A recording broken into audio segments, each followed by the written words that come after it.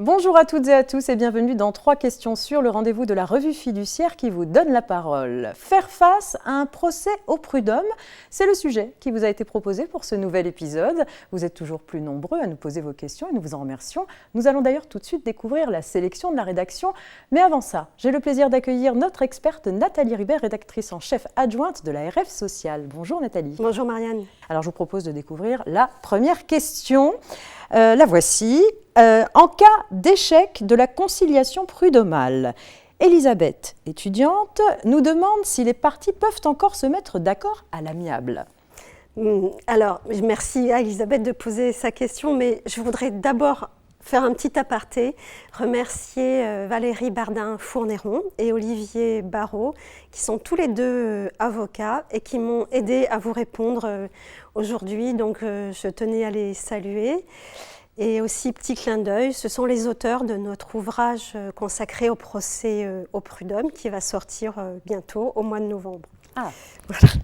Et je remercie aussi Elisabeth parce qu'elle me permet de rappeler qu'une procédure devant le Conseil de prud'homme commence toujours par une étape de conciliation. Il y a quelques exceptions, mais je vous les épargne aujourd'hui.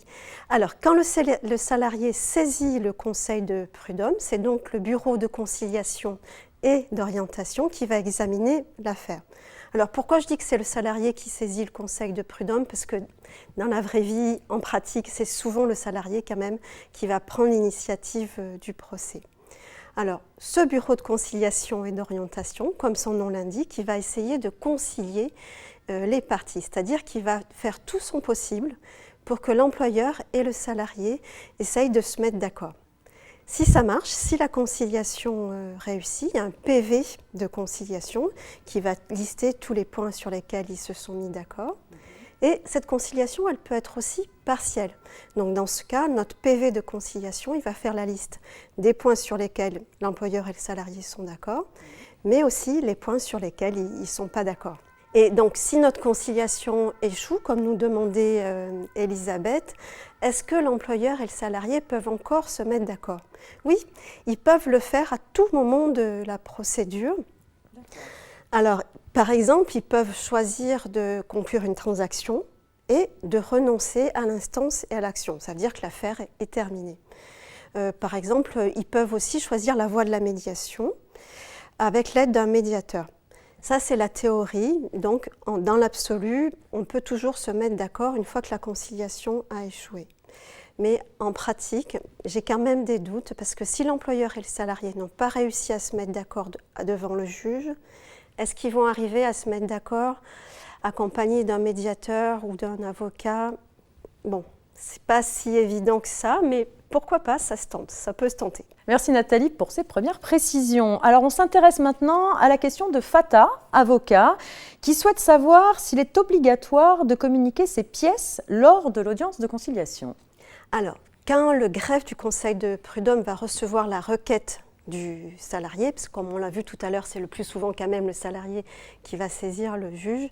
Donc quand le greffe va recevoir cette requête, il va demander au salarié de communiquer ses pièces à l'employeur. Donc c'est une invitation, comme nous dit le Code du travail, il invite le salarié à communiquer ses pièces à l'employeur. Alors pourquoi cette invitation à communiquer ses pièces dès la phase de conciliation? Eh bien tout simplement pour faciliter cette conciliation. Parce qu'on imagine bien que si l'employeur et le salarié ont chacun leurs pièces et les éléments du dossier, ça sera plus facile pour eux de trouver des points d'entente, d'arriver à une solution amiable. Et si jamais ils n'arrivent pas à s'entendre malgré cet échange de bons procédés, on va dire, s'ils n'arrivent pas à s'entendre, alors là, le juge va fixer un calendrier de procédure et l'employeur et le salarié devront s'y tenir.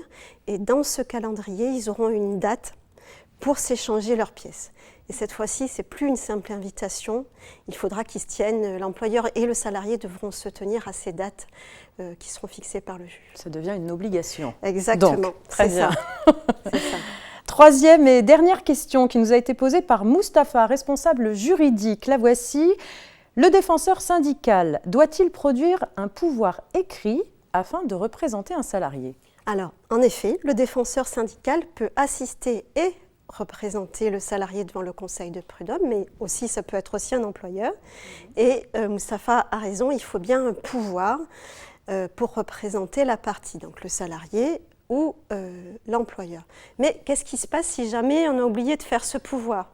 Alors on peut toujours réparer, le pouvoir peut être donné jusqu'à ce que le juge prenne sa décision. Bon, on a bien compris, c'est quand même mieux de faire dès le départ, d'avoir ce pouvoir dès le départ, mais on peut réparer cette erreur jusqu'à ce que le juge se décide.